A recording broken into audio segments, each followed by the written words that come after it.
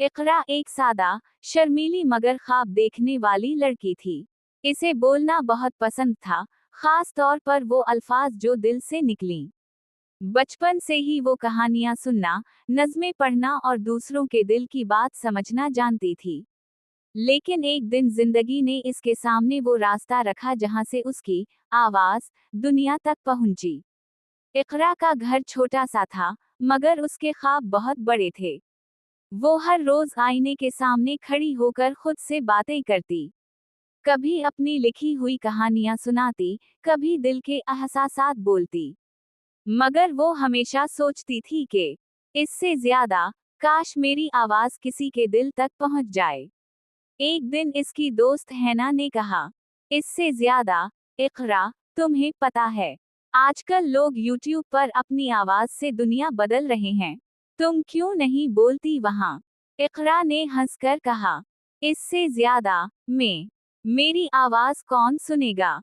हैना ने जवाब दिया, इससे ज्यादा, जो दिल से बोलता है, दुनिया खुद सुनती है। ये जुमला इकरा के दिल में उतर गया।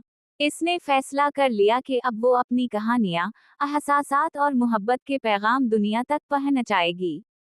रातों को जागकर उसने मोबाइल से अपनी पहली कहानी रिकॉर्ड की। आवाज कांप रही थी मगर जज्बा मजबूत था। अगले दिन उसने वीडियो YouTube पर अपलोड की। वीडियो का उन्वान था, मोहब्बत की खुशबू।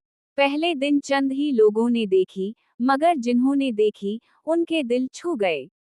किसी ने लिखा, इससे ज्यादा, तुम्हारी आवाज में जादू है इकरा।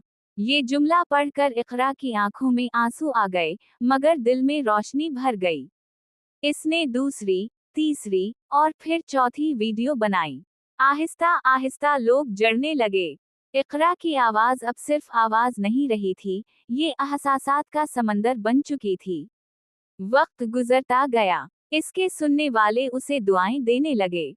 किसी ने कहा, इससे ज्यादा, तुम्हारी बातों से दिल को सुकून मिलता है। और कोई कहता, तुम्हारी कहानियां मेरी जिंदगी बदल देती हैं। एक दिन इकरा ने आसमान की तरफ देखा और मुस्कुरा कर कहा, इससे ज्यादा, या अल्लाह, ये सब तेरी अता है। उसी लम्हे उसने फैसला किया कि वो अपने चैनल का नाम रखेगी, वो नाम जो इसकी पहचान बन गया था। वो नाम जिसमें उसके दिल की गहराई, इसके जज्बे और इसकी मोहब्बत की झलक थी। इकरा ने अपने चैनल का नाम रखा, इकरा की आवाज।